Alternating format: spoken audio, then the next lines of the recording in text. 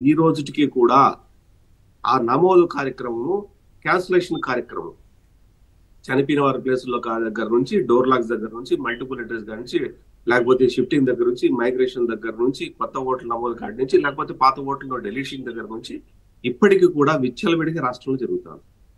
దానికి కొంతమంది అధికారులు సహకరించడం అన్నది దౌర్భాగ్యం. రమారమి మా ఈ రాష్ట్రంలో 24 లక్షల ఓట్లు ఇప్పటికీ దొంగ ఓట్లు ఉన్నాయన్నది ఒక అంచనా. 24.5 లక్షల ఓట్లు. వీటి మీద చాలా నియోజకవర్గాలు జనసేన గాని, టీడీపీ గాని, మిగతా ప్రజా సంఘాలు కొంతమంది వాళ్ళు గాని ఎలక్షన్ కమిషన్ ఆఫ్ ఇండియాకు కొన్ని వాళ్ళకున్న ఆధారాలను బట్టి ఎలక్షన్ కమిషన్ ఆఫ్ ఇండియాకు ఇవ్వడం సమర్పించడం జరిగింది. వీటి మీద ఎంక్వైరీ చేయమని చెప్పేసి తిరిగి మళ్ళా స్టేట్ ఎలక్షన్ కమిషన్ కే పంపాలి. డైరెక్ట్ గా సెంట్రల్ ఎలక్షన్ కమిషనే చేయడానికి అవకాశం ఉండదు.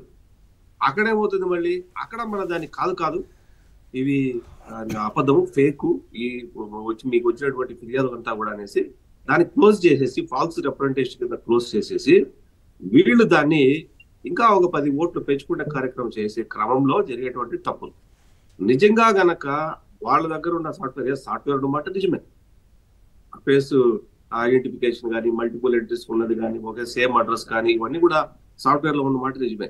సాఫ్ట్వేర్ నిజంగా అప్లోడ్ చేసి ఆ గ్రామంలోనో, ఆ వార్డ్ లోనో, లేకపోతే ఆ పోలింగ్ బూత్ కిందకి వచ్చేటటువంటి ఓటర్ లిస్ట్ ను గనక మీరు గనక స్క్రూటనైజ్ చేసి సిస్టమ్ లో గనక ఎగ్జాక్ట్ గా గనక చేయగలిగితే ఒక్క దొంగ ఓటు ఉండదండి. అది ఎవరు చేయించాలి? ఎవరు చేయాలి? చేయాల్సింది ఎలక్షన్ కమిషన్ ఆఫ్ ఇండియా, చేయాల్సింది లోకల్ గా ఉన్నటువంటి అధికారులు. ఎలక్షన్ కమిషన్ ఇండియాకు ఫిర్యాదు ఇవ్వగలమే తప్ప, ఎలక్షన్ కమిషన్ ఫిర్యాదు తీసుకుని కిందికి పంపగలదే తప్ప ఎలక్షన్ కమిషన్ ఆఫ్ ఇండియా వచ్చి కింద అయితే పనిచేయదు. అందువల్లే ఈ సీరియస్ ఎందుకు వచ్చింది? ఈలోగా జరగాల్సిన నష్టం జరిగిపోతుంది. ఇంత పెద్ద ఎత్తున ఓట్లు నమోదు జరుగుతూ ఉంటాయి. ఇప్పుడు మీకు ఒక క్లాసిక్ ఎగ్జాంపుల్ సార్, నా ఓటుని తీసేశారు తిరుపతిలో. నేను నమోదు కార్యక్రమం మళ్ళీ వెళ్ళాను. నేను వెళ్తే ఇప్పుడు నమోదు చేయం సార్. ఇప్పుడు మీరు నమోదు చేస్తే మీ ఓటు దొంగ ఓటుగా పరిగణిస్తారు కాబట్టి మీది పని కాదు నాకే చెప్తుంది. So I'm planning to meet collector or concerned head of the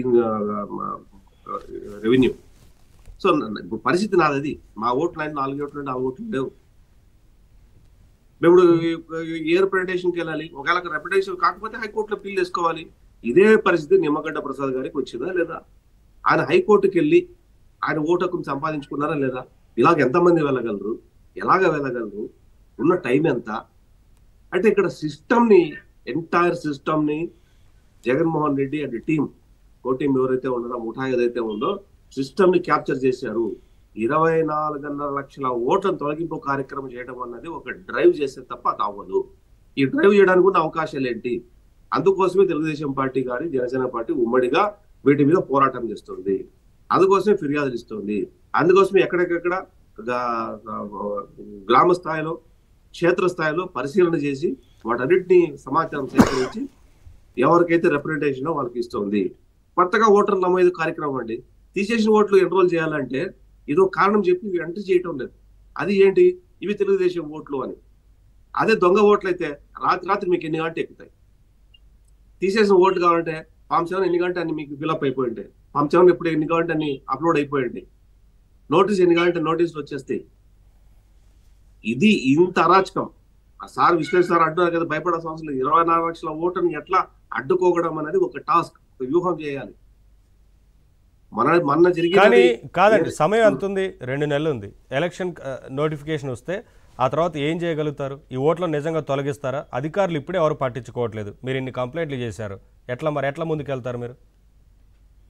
ఇప్పుడు మొన్న రీసెంట్ గా మనం చూసాం, కలెక్టర్ స్థాయి నుంచి ఆల్ ఇండియా ర్యాంక్ దగ్గర నుంచి కానిస్టేబుల్ వరకు సస్పెన్షన్ జరిగింది.